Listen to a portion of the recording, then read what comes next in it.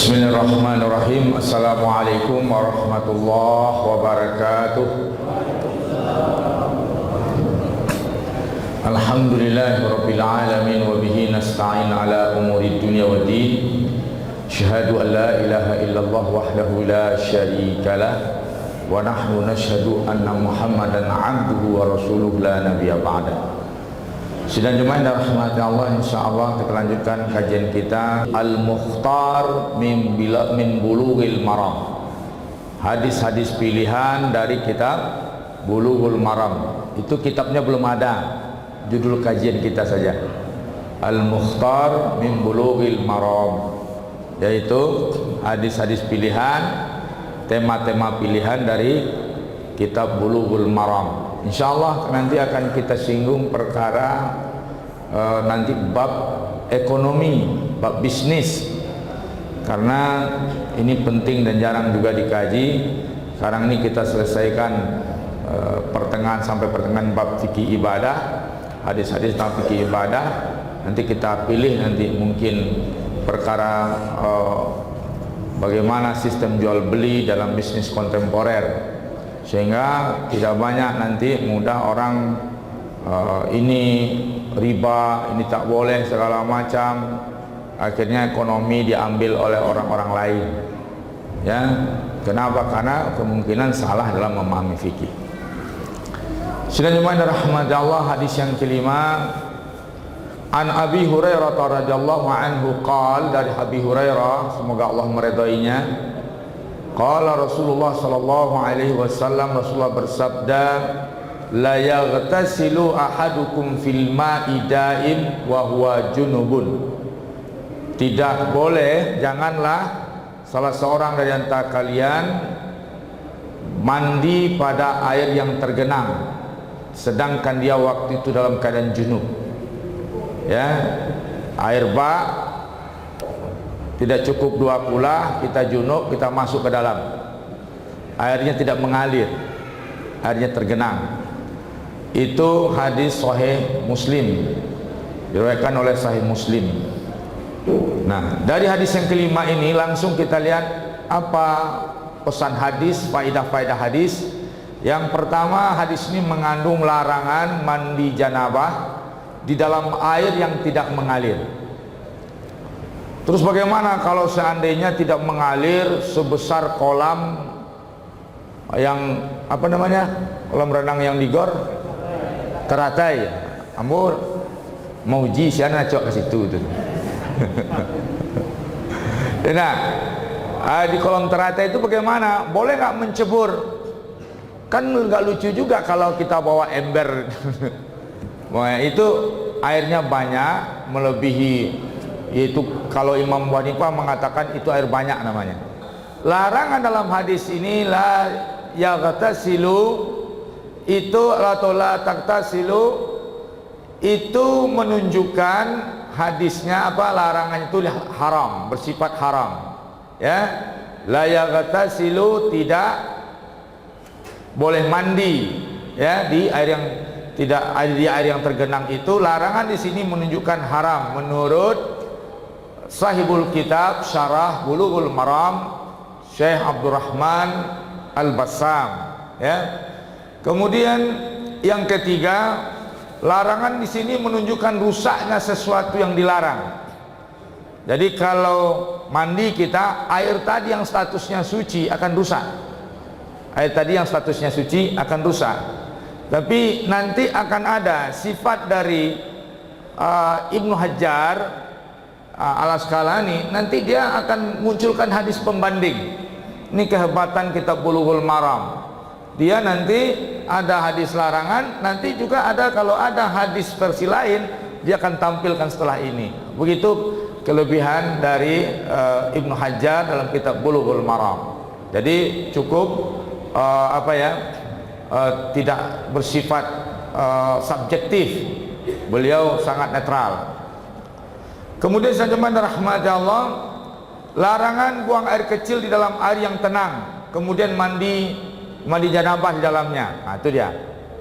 Buang air ketek di dalam tujuh, mandi janabah isi tujuh, mengari-ari lihianya. Ah, curiga itu. Ya nak. Ada orang berenang di kolam tu gari-gari lihianya. Itulah tahu main dasi darinya. Menjauh. Sila jemaah rahmat Allah. Larangan menunjukkan haram, maka diharamkan mandinya janabah dalam air tempat buang air kecil. Larangan ini menuntut rusaknya sesuatu yang dalam tersebut. Hadis ini secara lahiriahnya menyatakan bahwa tidak ada perbedaan antara air yang sedikit dengan air yang banyak. Ini versi beliau. Nanti akan ada pendapat lain.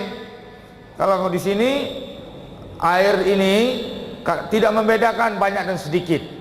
Berarti kalaupun sebesar kolam teratai pun itu tidak boleh. Ya, tadi pagi sudah kita sampaikan fatwa dari lembaga pengkajian fikih, ya, di bawah Rabitah Alam Islami, kalau air yang kotor bernajis bisa dibersihkan secara teknologi, maka dihukumkan air itu balik suci kepada sifat semulanya. Ya, air itu berarti apa? Pembersihan air, mengcleaning air secara teknologi itu diakui secara fikih. Diakui secara fikih. Walaupun sebelumnya air itu sudah bernajis, bertukar warna, bau dan rasa. Air yang berubah status dari bersih kepada najis itu tidak bersih itu 3 saja kata kuncinya. Pertama berubah warna, kedua berubah rasa, ketiga berubah bau. Nah, kalau itu bisa diatasi secara teknologi, maka air yang tadinya sudah dihukum najis itu, maka dia kembali kepada status sebagai air suci lagi mensucikan. Nah, kemudian As-Sana'ani ini pensarah. Jadi sidang jemaah rahmat Allah, tadi pagi sudah kita terangkan. Kitab Bulughul Maram itu sudah disarah berulang-ulang. Yang terkenal pensarah Bulughul Maram adalah Imam San'ani dengan kitabnya Subulus Salam. Itu di pustaka bawah ada. Kitab Subulus Salam. Imam San'ani ini orang Yaman. Ini yang kita luruskan tadi pagi. Dikatakan oleh Ar-Razi, San'ani itu orang Syiah. Ini fitnah yang keji. Karena jangankan ulama Ahlus Sunnah yang lainnya, Salafi saja itu mengakui Imam San'ani itu bukan Syiah. Imam San'ani itu imam besar, imam penting dalam Ahlus Sunnah wal Jamaah, pakar hadis pada abad ke-11 Hijriah. Jadi sudah jemaah rahmati Allah, imam yang tertuduh sebagian orang yang kurang teliti. 2 ulama yang tertuduh, ulama tokoh besar, pakar hadis yang luar biasa, yaitu San'ani satu, Syaukani satu. Syaukani pemilik kitab Nail Autar, hadis-hadis hukum. Saya dahulu dalam masalah air ini sangat kagum ketika saya masih kuliah meneliti tentang air mustakmal. Kalau mazhab Syafi'i, air mustakmal, air yang sudah terpakai, tidak boleh lagi dipakai berwudu. Tapi dibantah oleh Syaukani dalam kitab Nail Autar dengan menampilkan dalil-dalil. Syaukani sangat matang mengkomparatifkan dalil-dalil hadis. Memang pakar sekali. Maka kitab Nail Autar itu termasuk kitab rujukan yang utama dalam hadis-hadis fikih. Nah, sidang jemaah rahmat Allah, ini yang dituduh oleh seorang ulama muda yang ternyata semakin hari semakin nyeleneh. Dikatakannya Subulus Salam itu penulisnya ulama Syiah. Nah, ini nauzubillah ya, nauzubillah. Itu Imam San'ani. Maka ini yang Al-Bassam ini, Syekh Abdul Rahman Al-Bassam ini orang Salafi, lahir di Saudi. Dia pun menjadikan itu sebagai rujukan utama di dalam mensarah berikutnya. Nah, sidang jemaah rahmati Allah, beliau mengatakan San'ani berkata dalam Subulus Salam, yaitu yang dituntut oleh kaedah bahasa Arab bahwa sesuatu yang dilarang dalam hadis adalah buang air kecil dan mandi sekaligus, karena lafaz summa tidak seperti waw ataf. yang berfungsi mengumpulkan, sementara lafaz summa menunjukkan urutan. Maksudnya kata Imam San'ani, yang dilarang mandi sekaligus pipis di dalamnya, itu tidak boleh. Ya. Dari riwayat yang ada dalam bab ini dapat diambil hal berikut. 1. Hadis Muslim adalah larangan mandi dengan menyelam dan meminum airnya.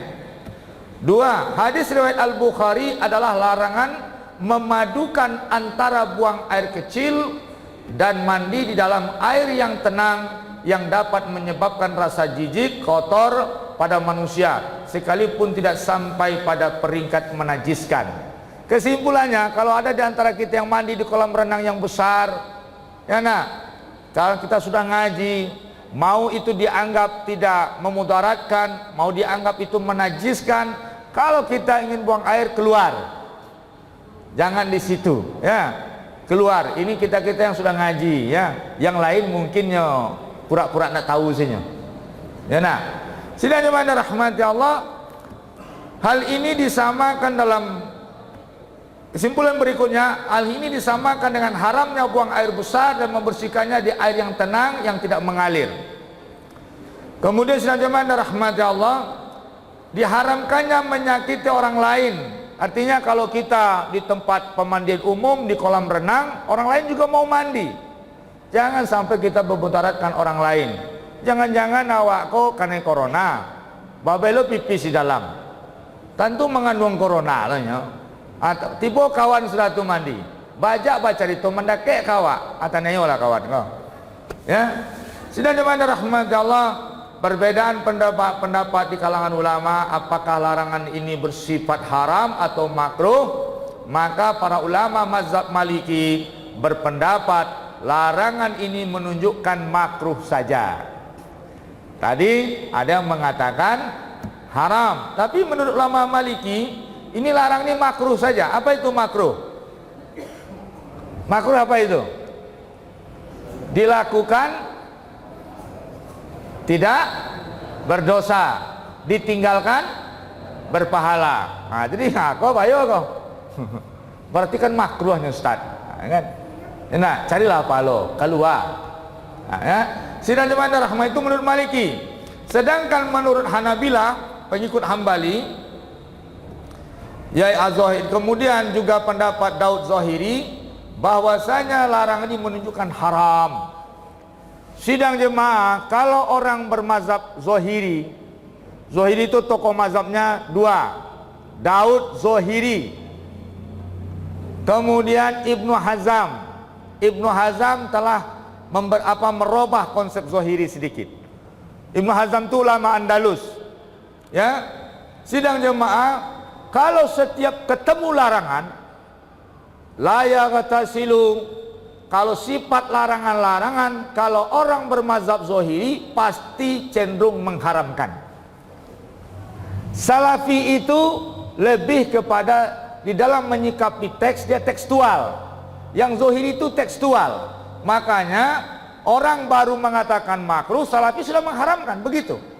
Jadi orang yang punya konsep-konsep tekstual di dalam menyikapi nas, dalam menyikapi Al-Quran, menyikapi hadis, setiap umumnya larangan itu pasti dihukum haram. Tapi Imam Malik bukan sembarang orang. Imam Malik itu madrasah Madinah, di situ tinggal sahabat Nabi.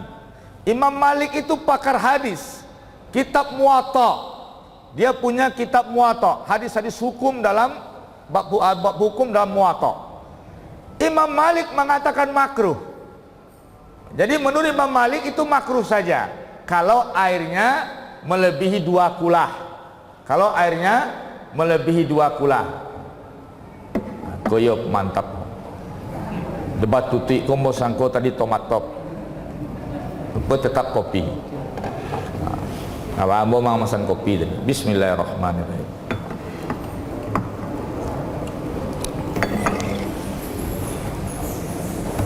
Jadi sidang jemaah rahmatnya Allah, ini penting bagi antum yang muda-muda ini, yang mahasiswa segala macam.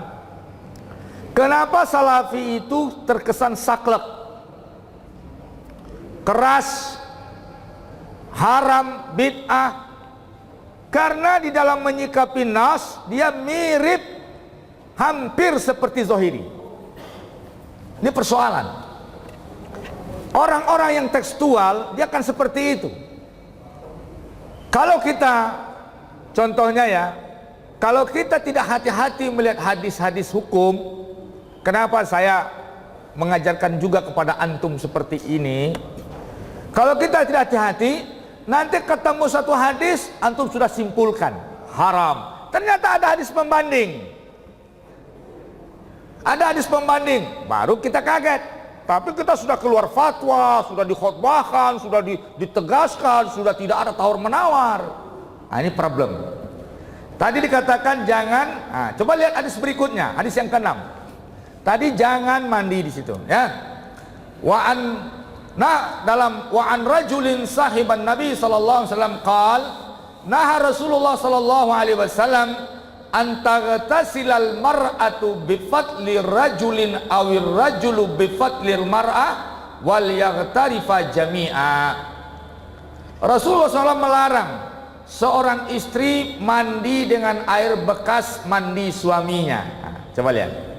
Atau seorang suami mandi dengan air bekas mandi istrinya. Bekas ini sidang jemaah bukan bekas full, termasuk kalau mazhab Syafi'i air yang sudah terciduk yang sudah tersentuh oleh atau tercampur sedikit, sudah terjamah. Bukan bekas itu maksudnya dia mandi kemudian dia tampung, bukan seperti itu.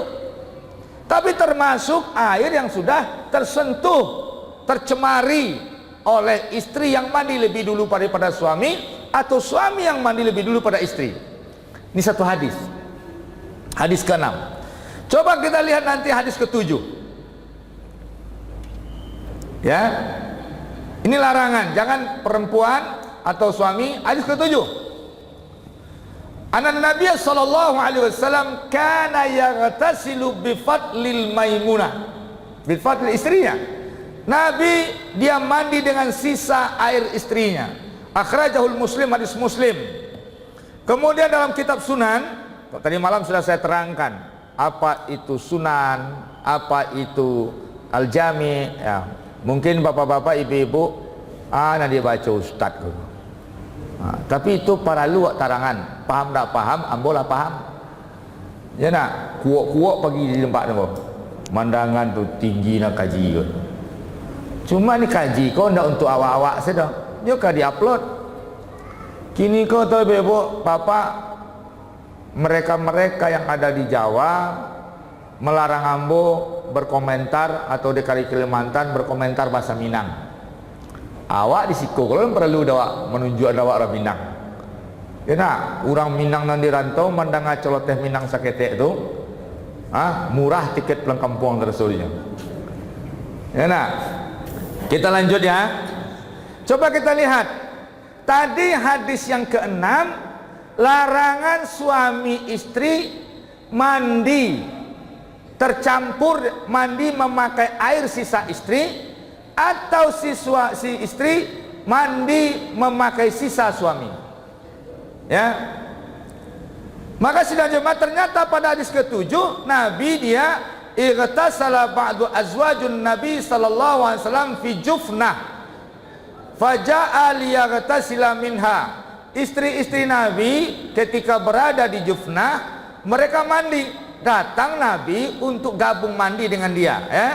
Faqalat, istrinya berkata, inni kuntu junuban. Ya Rasulullah, aku ini kan sedang junub. Inni kuntu junuban. Jadi faqal, Nabi berkata, innal ma'a la yanjunub. Air itu tidak menjadi junub. Hadis Sahih Tirmizi. Hadis yang ke-6, larangan mandi terpakai bekas istri atau suami, istri terbekas suami.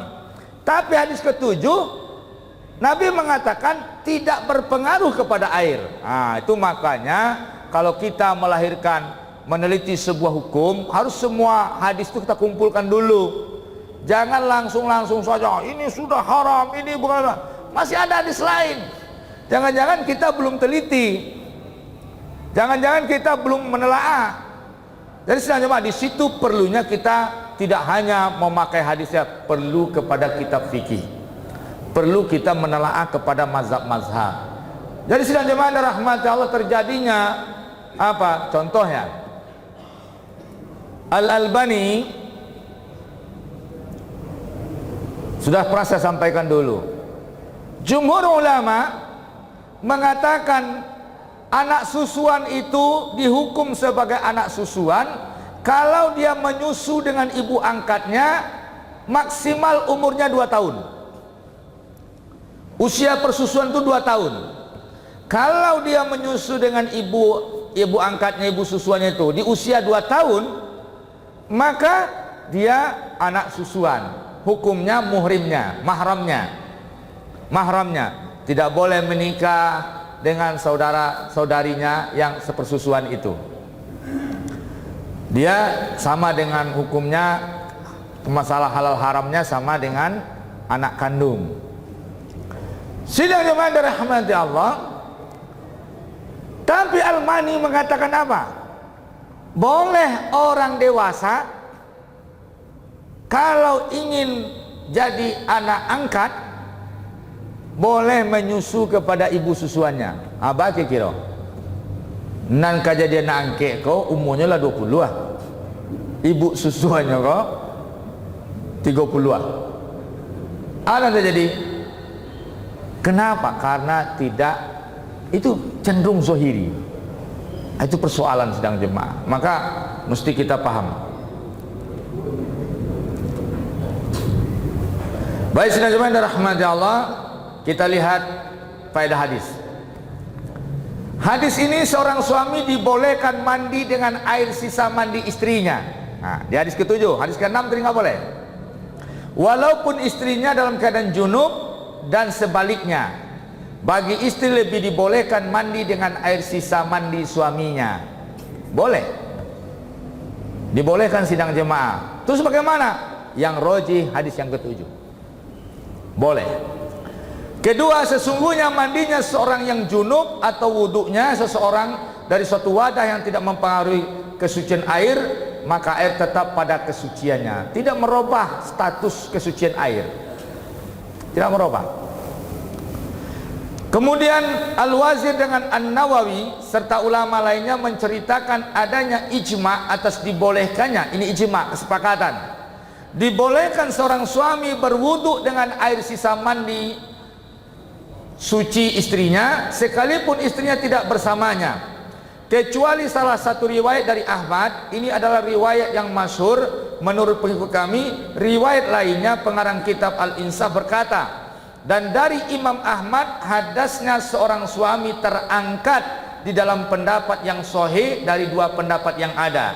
Ibnu Aqil, Abu Al-Khattab dan Al-Majad memilihnya. Pengarang kitab Syarah Kabir, ini adalah pendapat yang lurus. Jadi sidang jemaah yang dirahmati Allah, di hadis ke-6 larangan, di hadis yang ke-7 Nabi menegaskan. Karena ada dialog, saya ini junub dari Rasulullah. Kata Rasulullah apa? Sesungguhnya air tidak terpengaruh dengan junub. Jadi sidang jemaah yang dirahmati Allah, tidak ada masalah. Kedua, dalam masalah rumah tangga nampak di situ kemesraan Rasulullah. Rasulullah tuh mandi sama istrinya, ya nah. Jadi sidang jemaah dirahmati Allah, nggak apa-apa bapak-bapak mandi baduo jurang rumah, tapi caliak lu minantu lah pai karajo tolun, ya nah. Kau minantu di rumah, selain maya aja mamari di kamar mandi, di mana? Ayah mak kamar mandi juga, mama mak kamar mandi juga, kira lamo keluar. Itu kan jadi kemesraan Rasulullah, nggak apa-apa. Seperti film India main simbu-simbuan ayi itu guys, nggak masalah, ya nah. Jadi sidang jemaah rahmat Allah, begitu kemesraan Rasulullah Sallallahu Alaihi Wasallam. Hadis yang ke-8. Kalau Rasulullah Sallallahu Alaihi Wasallam, tahuru ina'i ahadikum iza walaga fihil kalb an yaghsilahu sab'a marratin awalahunna biturab. Sidang jemaah yang dirahmati Allah, apabila bejana kalian dijilat oleh anjing maka mensucikannya mesti dibasuh sebanyak 7 kali. Maka yang pertama dibasuh pakai tanah, yaitu pada permulaannya. Ada juga yang di tengahnya. Tiga mazhab selain Malik mewajibkan bejana, gelas, piring, wadah-wadah makanan kita apabila dijilat anjing wajib dicuci dengan tanah sekali, sisanya dengan air. Kapan dengan tanah? Dalam hadis di awal. Ini kehebatan Rasulullah, nggak disebut terakhir dengan tanah, nah, kan? Cuci juaya 6 kali dan ke-7 tanah. Apa gitu? Tentu buat tanah jadi ya. Tapi Rasulullah dalam hadis pertama di awal, hadis kedua di tengah. Berarti memang luar biasa sidang jemaah. Dari segi higienisnya Rasulullah. Ternyata sudah diuji, deterjen-deterjen itu tidak bisa mengangkat bakteri-bakteri hasil jilatan anjing. Secara teknologi, dilihat secara teknologi ternyata kalau dengan tanah memang habis bakteri-bakteri itu, terbawa. Maka sidang jemaah darah di awalnya dengan tanah, kemudian berikutnya dengan cucian yang lain dengan air. Sidang jemaah dirahmati Allah, Malik mengatakan begini, dia sepakat cuci dengan tanah, tetapi itu bukan wajib.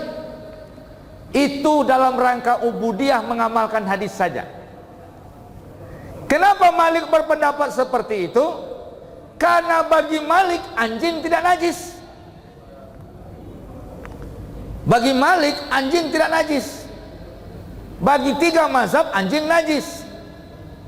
Anjing itu najis mughalazah, najis ain, najis busak berat. Tapi bagi Malik anjing tidak. Jadi kalau seandainya orang-orang non hobi baburu, kalau seandainya di Indonesia kok berkembang mazhab Malik di Indonesia, gawat ini. Ya nah, orang di mana-mana, sedangkan mazhab Syafi'i yang sangat hati-hati dengan anjing, terinjak bulu anjing wudhu kembali. Syafi'i, orang masih susah jo dia nu. Dilarang panjang kok. Penyakit anjing kok 2 saja. Anjing gilo cik, gilo anjing je. Ya nah, kalau penyakit anjing gilo boleh dibunuh. Tapi kalau penyakit gilo anjing, kawat gilo anjing kok. Orang paburu itu cerita kamu makan kami Ustaz Pak, kami bali nasi ayam Pak. Kami makan nasinya berkuah tuh, tinggal separuh nasi jo ayamnya. Itu dia gen kayaknya kok. Ya, nan makan ayam, anjingnya, naninya makan nasi berkuah sini. Model tu mana? Jadi sedang jemaah rahmat Allah, penyakian nama itu. Kalau anjing gilo, itu bisa ditembak. Tapi kalau gilo anjing, sidang jemaah rahmat Allah, orang gilo anjing tu, nah, anaknya disuruhnya rumah mandiannya, naninya memandikan anjingnya, amat itu. Sidang jemaah Imam Malik, anjing bagi dia tidak seperti itu, jilatannya tidak najis. Tapi kenapa ini? Hanya untuk ta'abbud, untuk menunjukkan ketaatan melaksanakan itu, bukan karena hukumnya najis. Itu Malik. Makanya Malik di sini dalam perkara anjing ini dia mengatakan tidak wajib untuk menggosok dengan tanah, tetapi untuk ketaatan kepada Rasulullah sallallahu alaihi wasallam. Tetapi sidang jemaah, Imam Abu Hanifah yang sepakat anjing itu najis, dia berpendapat lain. Imam Abu Hanifah tidak mesti dengan tanah, boleh dengan deterjen. Boleh dengan deterjen. Dan Imam Abu Hanifah tidak mensyaratkan 7 kali. Mazhab Hanafi yang penting sudah bersih. Kalau 1 kali 2 kali sudah bersih, maka tidak perlu 7 kali. Tapi kalau seandainya 7 kali belum juga bersih, maka mesti dibersihkan lagi walaupun 20 kali. Itu Hanafi. Tapi Hambali dengan Asy-Syafi'i mewajibkan 7 kali berdasarkan hadis ini. Sidang jemaah yang dirahmati Allah, itu membuktikan anjing itu najis mughalazah, ya, najis berat. Sidang jemaah yang dirahmati Allah, kita tidak mungkin berpanjang-panjang di sini karena kita juga kerja target. Hadis yang ke-9. Wa an Abi Qatadah, dari Abi Qatadah radhiyallahu anhu, anna Rasulullah sallallahu alaihi wasallam, Rasulullah SAW qala fil hirrah, berkata pada kucing. Ini bagaimana dengan kucing? Ya, nah, innaha laisat binajasin, kucing itu tidak najis. Anjing najis, babi najis, kucing tidak najis. Kenapa? Innama hiya min tawafina alaikum, karena kucing itu binatang yang berkeliaran di sekitar kalian. Kalau kucing kau dinajiskan, panik awak dia kau. Ini sekali baranak 5. Tentunya di rumah-rumah awak main terus. Ya nak? Maka itu dikata Nabi itu bukan najis. Kenapa? Karena dia binatang yang jinak di sekitar kalian. Nah, hamba Allah yang dirahmati Allah, ini hadis Imam Tirmizi, ya, dan para perawi lainnya. Hal-hal penting, kucing adalah binatang yang bukan najis. Ia tidak najis sebab karena dia binatang yang berkeliaran di sekitar kita. Maka apabila dijilatnya bejana kita, hukumnya kalau anjing menjilat bejana maka jadi najis. Tapi kalau kucing menjilat bejana kita, bahkan dia minum di air yang akan kita mandi, dia minum di air yang yang akan kita minum, itu secara hukum tidak apa, tetapi secara higienis kita tidak tahu. Kucing itu juga punya rabies, ya nak? Kucing itu juga berbahaya. Ada orang digigit kucing mati, ya, ada orang itu berbahaya juga. Jadi sedang jemaah dari segi hukum ya nggak masalah. Tetapi bagaimana perkara berikutnya, ada pertanyaan yang dikirim ke saya, apa hukumnya bulu kucing? Bulu kucing bukan najis. Ustadz, saya sholat, kata orang penanya ini kepada saya lewat WA, saya sholat, terus kucing tidur di tikar sholat saya, maka tinggallah sisa bulunya yang gugur. Apa hukum bulunya? Najis apa tidak? Tidak najis. Tetapi sidang jemaah yang dirahmati Allah, hukum kotorannya. Ada juga kawan membincang, kencing kucing bagaimana sama kotorannya. Imam Ahmad bin Hambal dalam salah satu pendapat Hambali, walaupun ada yang menyelisihinya di kalangan mereka, ini spesial Hambali. Hambali memandang kotoran kucing itu tidak najis. Tidak najis. Sementara seluruh ulama mazhab itu menyatakan najis. Makanya ulama Salafi Badus Salam, pendakwah Salafi di Indonesia Badus Salam mengatakan tai kucing itu tidak najis. Sehingga kaget orang, digelarilah dia Ustadz. Saya kurang setuju sebenarnya. Ya, minum kopi dulu. Alasannya tidak najis apa?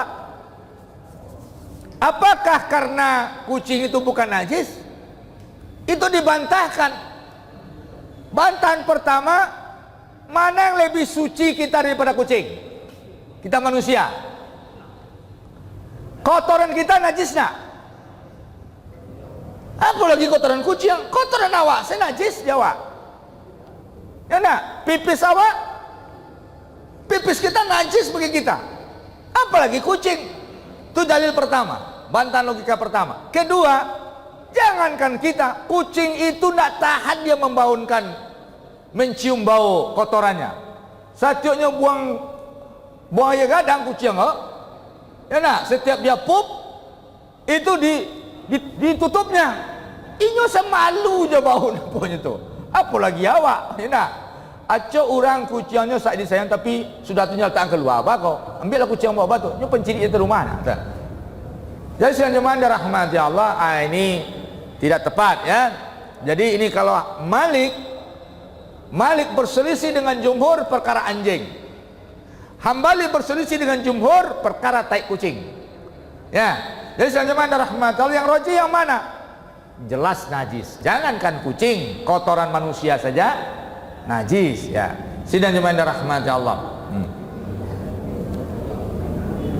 Kemudian dengan kucing ini disebut tawafina, ilatnya binatang yang berada di sekitar kita, maka ulama mengkiaskan seluruh binatang jinak yang ada di sekitar kita hukumnya tidak najis.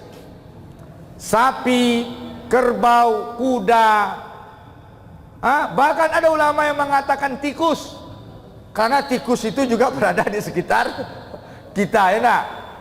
Karena dodo kini kok namanya sabar orang rumah orang, nanti tikus kok ada juga.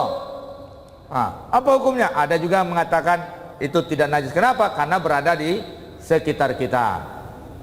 Sidang jemaah dirahmati Allah, dia jinak. Ada sekarang hobi orang, harimau itu kan kucing besar. Harimau itu kucing besar. Apa hukumnya harimau ini? Najis apa tidak?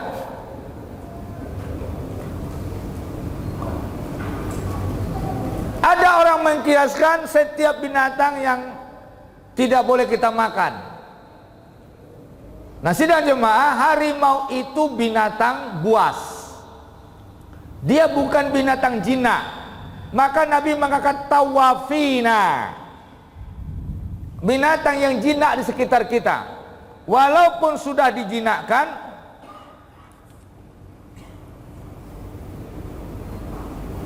HP yang mau dibeli harganya 5.500.000, lah langsung konfirmasi itu kan kali HP si Zul. Infak terkumpul 1.100.000. Insya Allah ada jemaah yang akan menanggung sisanya. Takbir. Ini untuk dakwah ya. Pertama, saya tidak sanggup. Sebenarnya saya ini diminta 2 hari muter dalam itikaf ini. Jadi saya sudah tidak sanggup ya. Maka tetap di sini, solusinya live. Solusinya Saudara Dino setiap acara harus cepat mengupload. Jadi ekstra kerja Saudara Dino bagian IT ya. Mudah-mudahan siapa nanya apa? 1.100.000 sisanya ditanggung oleh jemaah harga 5,5 juta. Capek pastikan orang tu akad capek bekonya sabulan naik harga. Hari karayo ko naik apa kan? Belum ulangnya. Aku piti kau piti kah? Satu dua lah buat beko. Apa yang buat doh? Alhamdulillah, jazakumullah khairal jaza. Jazakumullah khairal jaza. Semoga pahala dakwah ini mengalir kepada kita semua. Amin. Sidang jemaah dirahmati Allah, maka orang Arab sekarang lagi tren pelihara singa dan harimau. Orang Arab kok kareh buangannya. Ya nah, orang awak eboh memelihara kucing, hanya singa dan harimau nya pelihara. Ya nah, sidang jemaah apa hukumnya? Tetap kalau dari segi liarnya pasti yang tuannya yang memelihara. Ulah jinak Ustaz, tak je bisa. Mata udah harimau. Ya nak, sekali-sekali batu kakak itu dilaluannya. Ada yang viral buaya itu di Sulawesi. Di mana itu? Anak dia, keyakinan dia anak dia jadi buaya. Nama buayanya Fitri. Kata tuduh lah orang nama Fitri lain. Nama buayanya tuh. Itu bahaya itu. Sekali-sekali waktu kapan anak kok? Ya nak. Lalu nih. Sidang jemaah rahmatnya Allah, maka itu perkara kucing. Hadisnya 14 hadis, sekarang 10, tinggal 4 hadis lagi. Ja'a Arabiyun, datang Arabi, orang kampung, orang Arab pedalaman. Fabala fi ta'ifatil masjid, dia pipis di emperan masjid, di teras masjid. Fazajaruh nas, manusia atau para sahabat mendorongnya, sedang buang air, orang Arabi. Fanahahum Rasulullah sallallahu alaihi wasallam, maka Nabi melarang sahabat yang tadi mendorong dia. Biarkan kata Nabi, biarkan. Soalnya orang sedang buang air kok susah di stop. Itu Nabi paham tuh, bagaimana menyetopnya, kan? Falamma qada baulahu, setelah selesai dia pipis, fa amaran Nabi sallallahu alaihi wasallam, kemudian Nabi memerintahkan sahabat bidunubin mimma'in, untuk menyiram dengan air, fa uhriq alaih, kemudian disiram, kemudian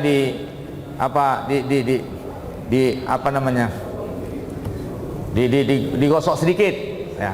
Sidang jemaah yang dirahmati Allah, di sini hadis ini menunjukkan betapa Nabi itu seorang yang hikmah dalam berdakwah.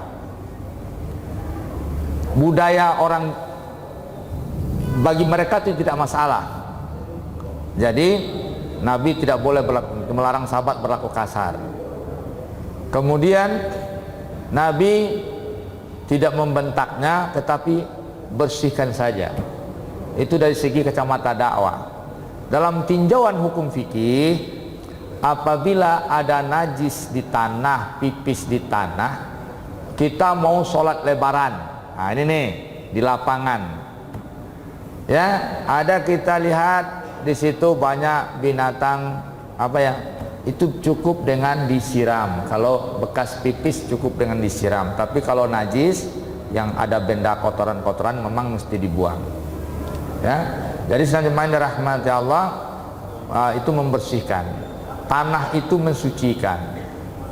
Ibu-ibu, wanita-wanita zaman Nabi itu kan pakainya dalam-dalam. Kemudian pakaiannya itu menyentuh tanah. Sahabat bertanya, itu kan nanti pakaian itu tersentuh kotoran. Ini penting ibu-ibu ya. Kata Nabi, kalaupun tersentuh kotoran, dia nanti tersentuh lagi oleh tanah. Tanah yang disentuh itu mensucikan. Tanah yang disentuh itu mensucikan. Kenapa? Karena mensucikan itu kan tayamum itu dengan debu. Debu juga mensucikan. Nah, sidang jemaah rahmati Allah, begitu cukup dengan disiram saja. Artinya apa? Ustadz, saya kena pipis dalam kondisi itikaf pakaian saya. Kemudian saya mencucinya. Saya kocek-kocek saja tidak pakai sabun. Apakah hukumnya sudah bersih apa tidak? Ini dalilnya. Ini dalilnya. Dikocek-kocek walaupun tidak ada sabun, hukumnya sudah bersih. Ya nak, cuman warnanya tidak berubah tuh itu. Ya nak. 2 kali tidak pakai sabun ala kumal tuh. Awak semandi banyak sabun enggak 3 kali ala kumal ya. Jadi sidang jemaah dirahmati Allah, kalau ada pertanyaan seperti itu, dengan air direndam pakaian kita dengan air, apakah hukumnya sudah berubah jadi suci? Hukumnya berubah jadi suci, seperti di mana bekas pipis orang Arabi itu disiram saja oleh Rasulullah, oleh sahabat dengan air. Hadis berikutnya ke-11. Kalau Rasulullah SAW, uhillat lana maitatan wadaman. Ya, kata Nabi, telah dihalalkan untuk kita 2 bangkai dan 2 darah. Fa ammal maitatani fal jarad wal hut. Adapun 2 bangkai adalah belalang dan ikan. Belalang dan ikan. Adapun 2 darah yaitu hati dan limpa. Itu darah buka. Maka jadi jemaah yang dirahmati Allah, jangan nanti salah terjemah orang non muslim yang menampung darah itu. Darah yang dibekukan itu kemudian dipotong-potong dijual lagi. Apa istilahnya? Kan ada orang non muslim tuh. Darah binatang yang disembelih ditampungnya, kemudian jadi beku, kemudian dipotong-potongnya, dijual, dimasaknya. Nah, itu haram. Darah haram. Ini darah yang halal dalam hadis ini hati dan limpa, karena itu asalnya dari darah. kemudian bangkai belalang dan ikan. Ikan sidang jemaah, maka kalau ada ikan ketemu sudah mati di laut tapi segar, tidak membusuk, halal itu. Ya nah, bangkai laut halal, tapi buka ikannya, ya jangan pula nanti nelayan yang mati di laut, kacau juga. Ya, sidang jemaah yang dirahmati Allah. Kemudian belalang, tetapi bukan belalang yang kena racun, bukan ikan yang kena racun. Tinjauan kesehatan juga menentukan halal dan haram. Hadis ke-12, ini 3 hadis lagi. Kalau Rasulullah SAW, idza waqa'a dzubabu fis syarab, apabila lalat jatuh ke minuman, sarabi ahadikum, ke minuman salah seorang kalian, falyagmishu, benamkan, summa yanzi'hu, kemudian cabut keluar, fa inna fi ahadi janahai, di antara, karena di salah satu sayapnya itu daun, racun, kemudian yang di sebelahnya obat. Jadi lalat apabila masuk ke minuman, itu dibenamkan, kemudian dikeluarkan.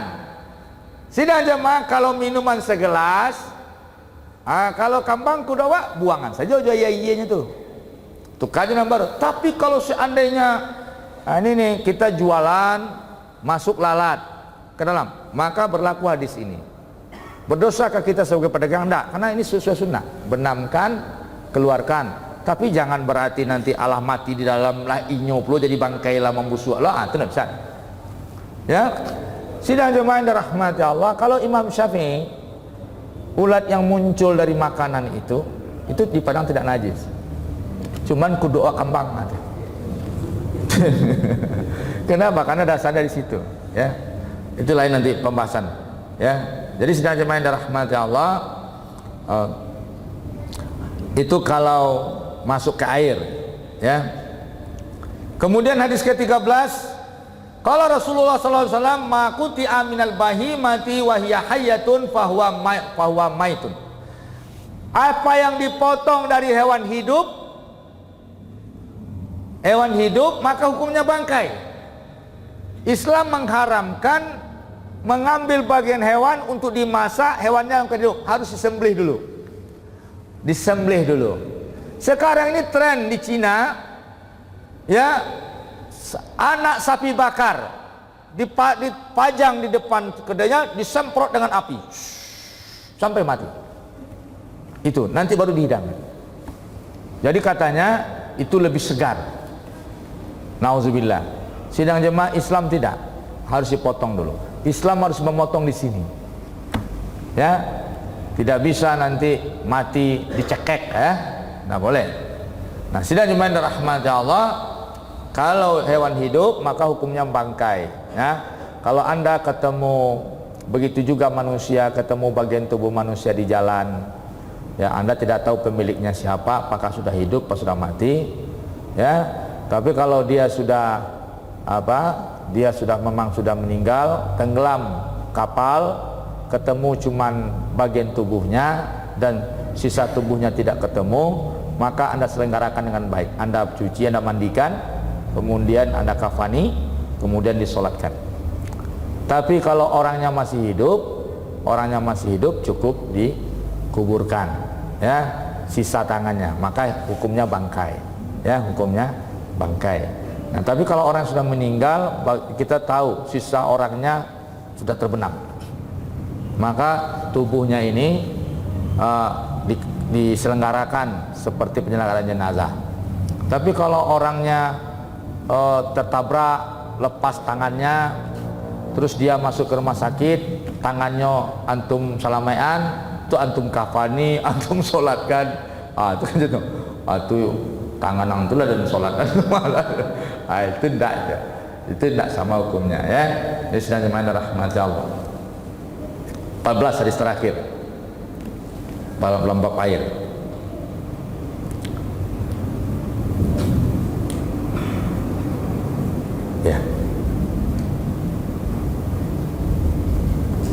Ya, di dalam ini hadis ke-14-nya Udah ketemu, kita lihat sini sebentar.